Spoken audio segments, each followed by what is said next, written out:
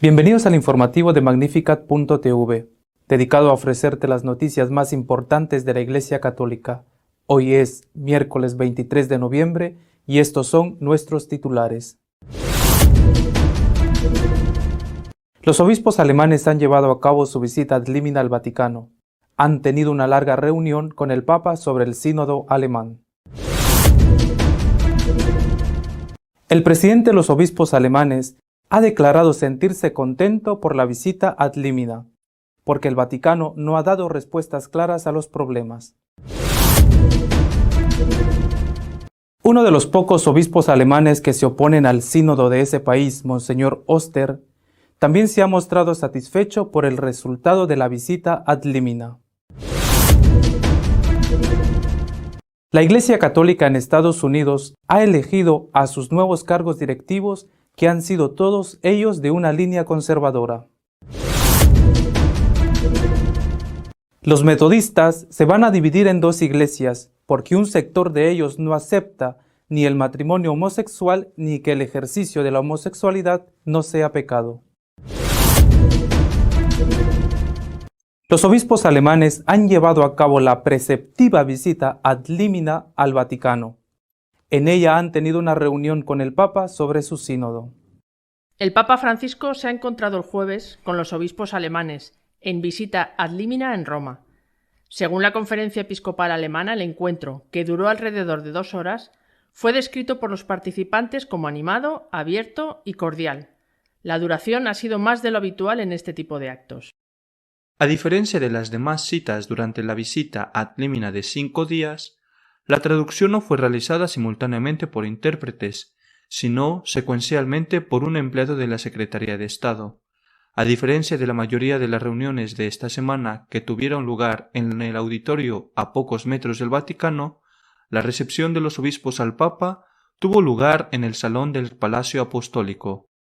Según la Conferencia Episcopal Alemana, el largo intercambio incluyó consideraciones sobre la pastoral en tiempos de cambio, la autoimagen del oficio sacerdotal y episcopal y el papel de los laicos en la Iglesia. Además, se discutieron aspectos del camino sinodal de la Iglesia en Alemania y del proceso sinodal mundial.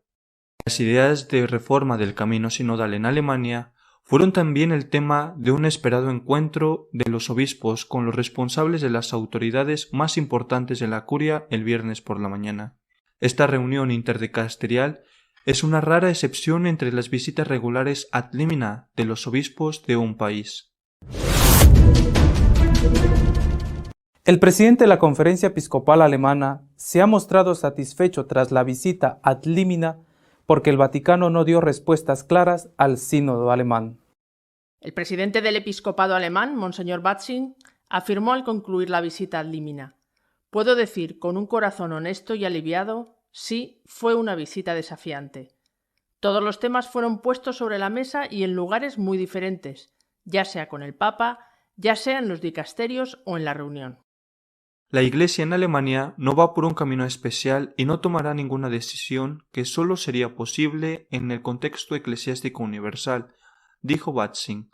Pero la Iglesia en Alemania quiere y debe dar respuesta a estas preguntas que se hacen los fieles. Queremos seguir siendo católicos, pero de otra manera. También dijo que seguirán bendiciendo a las parejas homosexuales. Batzing también describió la impresión de los dicasterios romanos de que los textos del camino sinodal describen una iglesia diferente y no una iglesia que está cambiando. En cuanto a la ordenación de mujeres, por ejemplo, que contempla el camino sinodal, la perspectiva de Roma es muy clara: esta cuestión está cerrada. Sin embargo, dijo Batzing, el camino sinodal no dice que esta cuestión esté cerrada, sino que continúa. En su declaración al inicio de la rueda de prensa, el obispo también habló del encuentro con el Papa Francisco el jueves. La conversación, dijo, nos había animado. Allí también se expusieron las diferentes posiciones de nuestra conferencia episcopal.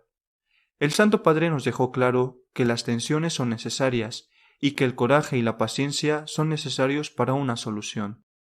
El hecho de que el Papa no participara en la reunión interdicasterial con el cardenal secretario de Estado, Pietro Parolin, y los jefes de algunos otros dicasterios, como se había anunciado, fue considerado por Batzing como algo bastante positivo. Los obispos alemanes críticos con las decisiones del camino sinodal han formulado preguntas para asegurar la claridad y obtener respuestas claras a las preguntas en el sentido de ¿esto es posible o no? Batzing subrayó, y no hubo una respuesta clara. Estoy agradecido por ello. Todos parecen estar satisfechos del resultado de la visita ad limina de los obispos alemanes. Un portavoz del sector minoritario también se ha mostrado satisfecho.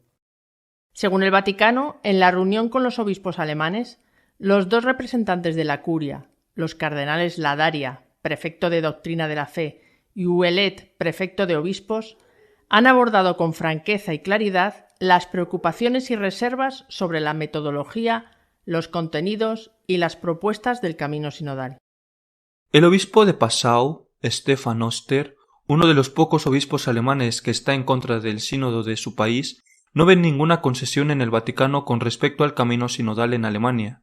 Por el contrario, escribió en Facebook: ha percibido claras contradicciones a las cuestiones que, desde mi punto de vista, se discuten más intensamente. También hemos escuchado una clara oposición en Roma a las recientes propuestas de Alemania en los debates sobre el progreso del ecumenismo, dijo Oster. Algunos temas eran innegociables. El moderador de la reunión, el secretario de Estado, cardenal Parolin, subrayó que estas intervenciones romanas deben ser tenidas en cuenta en el curso posterior del camino sinodal. Estas propuestas han evitado una monatoria del camino sinodal, que también se propuso para que puedan continuar teniendo en cuenta las intervenciones realizadas. Los nuevos cargos directivos de la Conferencia Episcopal Norteamericana han sido elegidos entre los obispos más conservadores del país. Los obispos de la Conferencia Episcopal de Estados Unidos han elegido como presidente a Monseñor Broglio, arzobispo castrense, con 138 votos a favor contra 99 de Monseñor Lori. Monseñor Broglio es uno de los prelados más activos en la defensa de la vida del no nacido y fue firme opositor al programa de Obama que obligaba a instituciones católicas a contratar seguros médicos para sus empleados, que incluían anticonceptivos y procedimientos abortivos y de esterilización. En el equipo directivo anterior había sido el secretario general. Para el cargo de vicepresidente, eligieron a Monseñor Lori, arzobispo de Baltimore, en una votación de 143 a 96 contra Monseñor Rhodes, obispo de South Bend Fort Wayne, el cual fue elegido posteriormente presidente de la Comisión Episcopal para la Libertad Religiosa. El tercer cargo importante de la Conferencia Episcopal es el de secretario general. Recayó en el arzobispo de Oklahoma City, Paul S. Crockley. En este caso, derrotó al cardenal Tobin, arzobispo de Newark, 130 contra 104. Ni Tobin ni ninguno de los cardenales nombrados por el Papa Francisco han conseguido ningún puesto en la Conferencia Episcopal norteamericana. Una de las iglesias protestantes, histórica, los metodistas, se va a dividir porque un sector no acepta que el ejercicio de la homosexualidad deje de ser un pecado. Como viene siendo habitual desde comienzos de este siglo, la postura acerca de la enseñanza bíblica sobre la homosexualidad está causando cismas abiertos o soterrados en las diversas denominaciones cristianas. El turno le ha tocado ahora a los metodistas de Luisiana. La Iglesia Metodista Unida ha cortado los lazos con 58 iglesias de su conferencia de Luisiana en medio de un cisma nacional dentro de la denominación protestante. Los delegados de la congregación votaron 487-35 a favor del cisma. Las desafiliaciones requerían el apoyo de 2/3 de los delegados. La Iglesia Metodista Unida es la última de las principales denominaciones protestantes de Estados Unidos que ha comenzado a fracturarse en medio de debates sobre sexualidad y teología. Los puntos álgidos son la prohibición de los matrimonios entre personas del mismo sexo y la ordenación de clérigos abiertamente LGBTQ. Una propuesta para dividir amistosamente y la denominación y sus bienes, presentada a principios de 2020, ha perdido apoyo. Ahora la ruptura y las negociaciones se están llevando a cabo de forma fragmentaria, por conferencias regionales. Nuestro editorial de esta semana está dedicado a reflexionar entre el enfrentamiento de las enseñanzas de la Biblia y las pretensiones de la nueva Iglesia. San Juan nos cuenta en su Evangelio que cuando Jesús estaba crucificado con aquel letrero colgado sobre su cabeza, "Este es el Rey de los judíos", los sumos sacerdotes fueron a ver a Pilato y le dijeron que quitara ese letrero porque les perjudicaba en sus pretensiones nacionalistas. Pilato les contestó: "Lo escrito, escrito está". Lo escrito, ahí se queda. Y eso vale especialmente para las llamadas religiones del libro, el judaísmo, cristianismo e islam, porque esas religiones se basan en unos escritos, sus escrituras, que son atribuidas a su fundador o, sin ninguna duda, debidas a su fundador. Ese, por ejemplo, es el problema que tienen los musulmanes. Algunas de las suras del Corán justifican o pueden ser utilizadas para justificar la violencia de los terroristas. Por muchas vueltas que otros quieran darle a esas suras, interpretándolas en el sentido simbólico o incluso espiritual, habrá quienes, como de hecho sucede, las utilicen para justificar poner bombas o matar gente inocente. Pues bien, esto de una forma especial nos sucede a los cristianos, quizá también a los judíos, nos sucede a nosotros los cristianos, incluidos, por supuesto, los católicos. Durante muchos siglos, sobre todo el Antiguo Testamento, fue interpretado de una manera literal y además fue considerado un libro de ciencia, también de ciencia, y no solo un libro religioso. Por ejemplo, en la cuestión de si la Tierra era el centro del universo, del sistema solar, o si lo era el Sol. Hay un texto en el libro de Josué donde se dice que, a petición de Josué, el Sol y la Luna se paran en su trayectoria en el firmamento. Una interpretación literal de ese texto, y tomado, insisto, como un libro de ciencia, fue lo que justificó la condena de Galileo en el 1633. Tuvieron que pasar unos cuantos años hasta que en 1943 Pío XII publicó la Divino Afflante Spiritu, que permite una interpretación que no sea solo la literal a tanto el Antiguo como el Nuevo Testamento.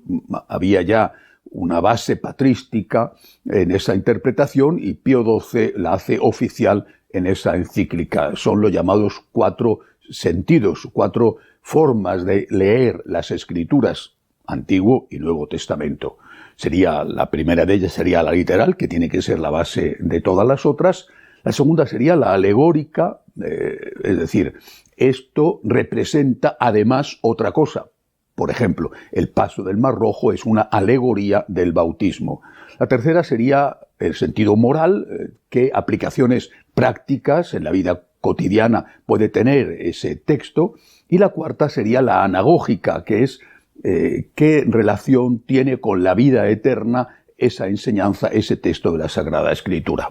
Además, en esa encíclica, Pío XII permite que se utilice el llamado método de la historia de las formas, un método histórico crítico.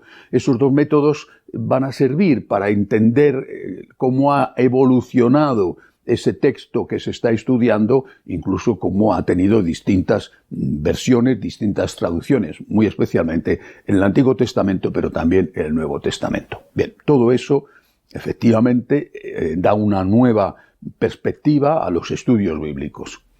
Pero lo escrito está.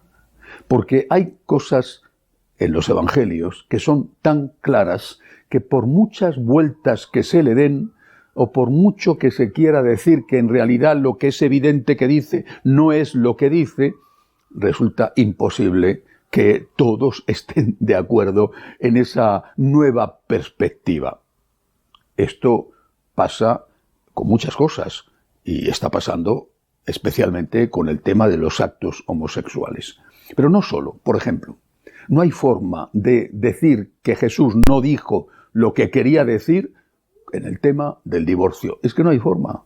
Por mucho que uno diga, no, pero es que según tal escuela, según tal interpretación, el Señor condena el divorcio. Y a lo más que podemos llegar es a intentar discernir si en un caso concreto esa persona que ha contraído un nuevo matrimonio ha perdido ya la libertad de no tener relaciones sexuales con su nueva pareja. Es a lo más que podemos llegar en el discernimiento, porque el Señor condena tajantemente el divorcio.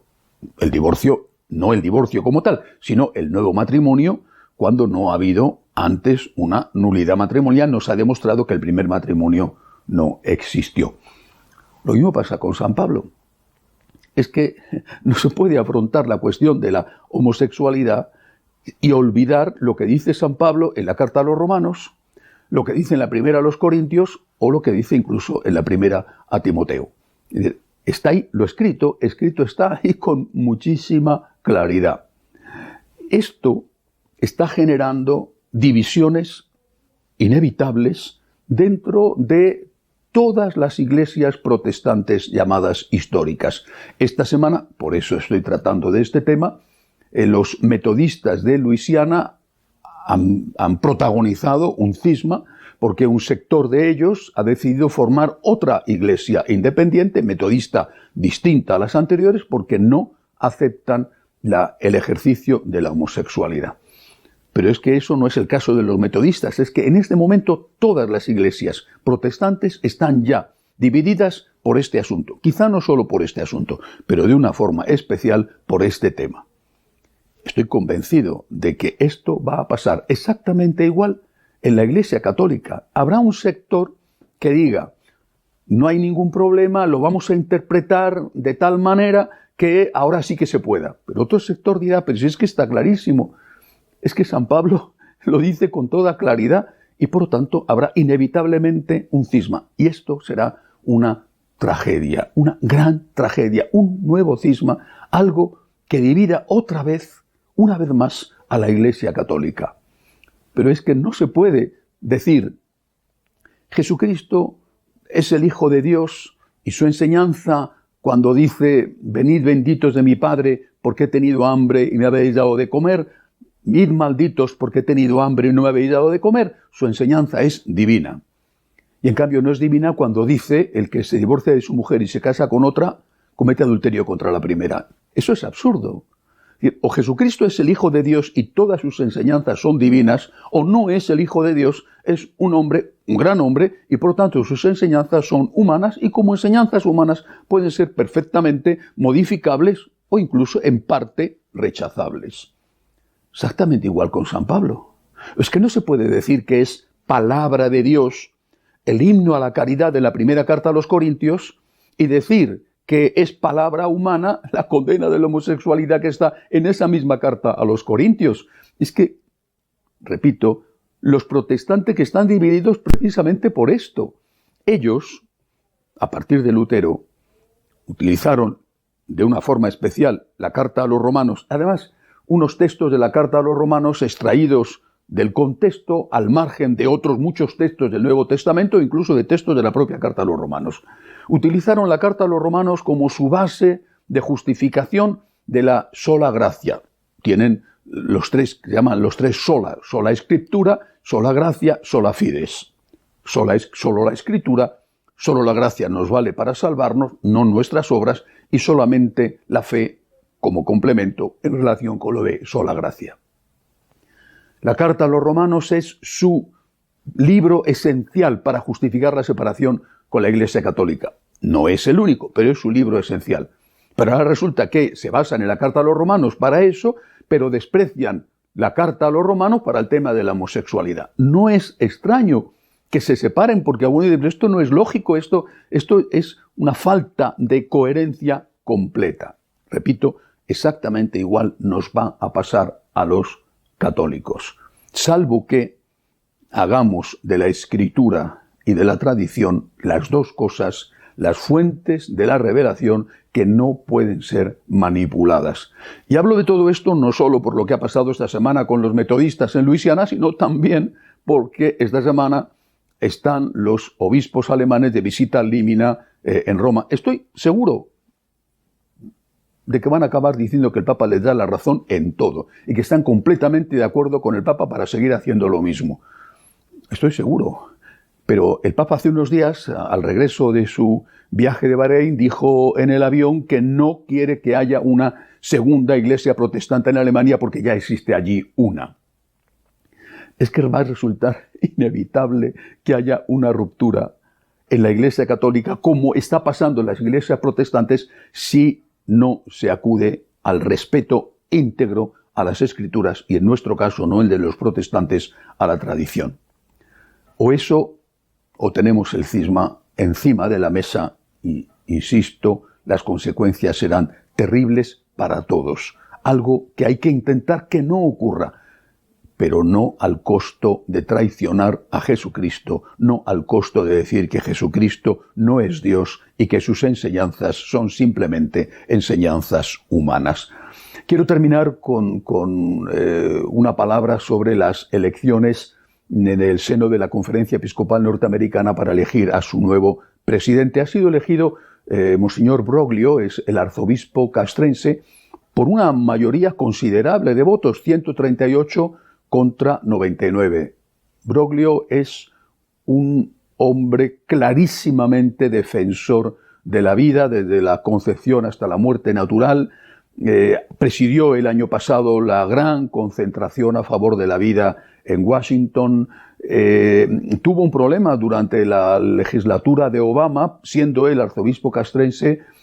Obama prohibió que los capellanes castrenses católicos difundieran una carta que había hecho él contra el Obamacare, algunos aspectos del Obamacare.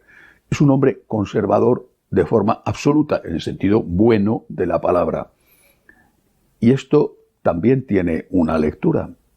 Dentro de los 10 candidatos que podían ser elegidos, se elige una decena de posibles candidatos a presidente y vicepresidente, y de entre esos 10 se hacen después las elecciones. Bueno, dentro de esos 10 no había ni uno de los nuevos cardenales nombrados por el Papa. Y el elegido dentro de los 10 es uno de los más conservadores que se podían elegir. Hay una lectura. Los obispos norteamericanos han dicho: Roma hace lo que quiere, tiene derecho a hacerlo, y nosotros también. Pura sinodalidad. Hasta la semana que viene, si Dios quiere. Si deseas estar al tanto de lo que va sucediendo en la Iglesia, puedes hacerlo a través de nuestra página de noticias www.catolicosonline.org. Hasta la semana que viene, si Dios quiere.